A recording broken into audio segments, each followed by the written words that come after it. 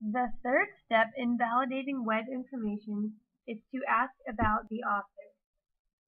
Anyone can be a publisher on the internet, which can create some setbacks. Your child will occasionally run into unreliable sources of information, which is where evaluating the page's content comes in handy. Another way to validate the information is to locate and ask questions about the author. Let's check out this webpage, which is an article discussing California's Velcro crop by Ken Umbach. We can see that after further reading, this page is most likely a joke to begin with. But let's investigate the author just for fun. We do see the author's name first thing, which is normally a plus. Let's click on it to explore further. As I suspected, this page is a hoax.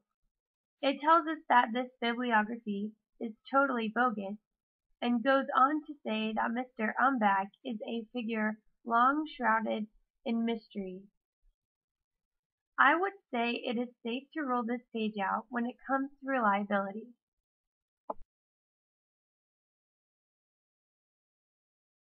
Let's take a look at another web page and search for the author.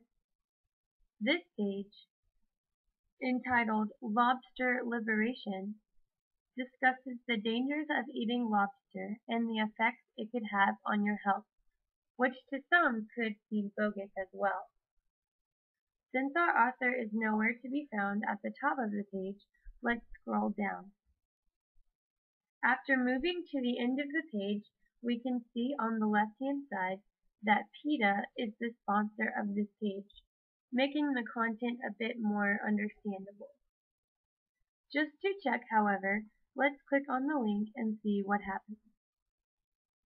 As I had hoped, we arrived at PETA's homepage. So though the content might indeed be biased, it does have a legitimate author. What you decide to do with the information from here is up to you. EasyWhoIs is a site which we can use when it becomes difficult to find the author or if there is none identified on the page we are using. Since we cannot find the author, we can use this site to discover the owner, which can be a useful tool in validating website information. It is important to note that your children will not do this very often, but if they run into such a situation and they need to know where the site originated, they will have the tools. Let's search the site and find out who is the owner of the Harry Potter site. When we scroll down the page, we can see that the website is owned and administered by Warner Brothers Entertainment Corporation. We are also provided with their email and phone number, which in other cases could come in handy when trying to validate or find out more information about the content on a web page. The fourth step of the read process is to look at the links. First, take a look at the forward and back links. Forward links represent links which are on your website that link to a page on another website. Backlinks represent links which are on someone else's website and link to a page on your website. The URL of a link is embedded on a website. When you click on it, your browser moves to that linked web page.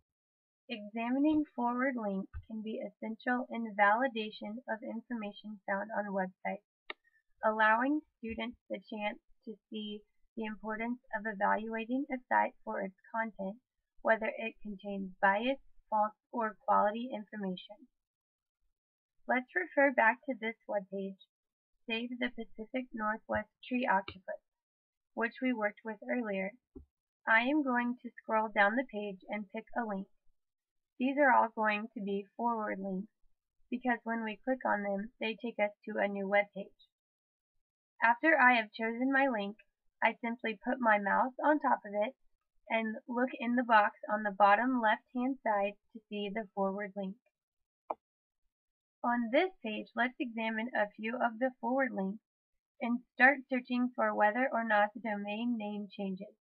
It is important to check the domain names for patterns. If every link has the same domain name, you should become a little concerned about reliability of the web page. We would rather see a variety of forward links if the site is truly academically reliable. Let's focus on our web page again. As we move from one link to the next down the web page, we can see that the domain name is consistent, which provides us with further support, in this case, that this is not a very credible source of information, which we predicted earlier.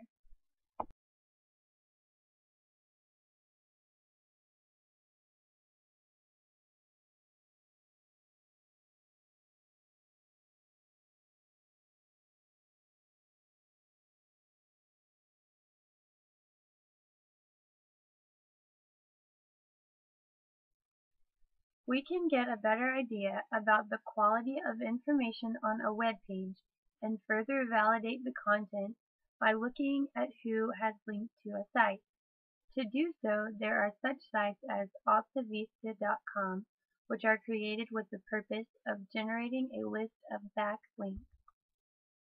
We will look at this site, dhmo.org, which is dedicated to informing the public about the harmful effects of dihydrogen monoxide. We start at altavista.com and type in the site we want to search for, dhmo.org. After clicking on the search button, we are provided with a list of websites which are linked to this website. Let's browse through the various pages of linked sites to see if we can make a generalization about this website and try to decide why these sites are linked. We can see there is one link related to dental insurance. As we look through the pages, we can see several linked sites related to healthcare and dental insurance. For the sake of time, I will not go onto the web page now. I will leave that for you to do later. Let's look up the website which we have been utilizing throughout the video.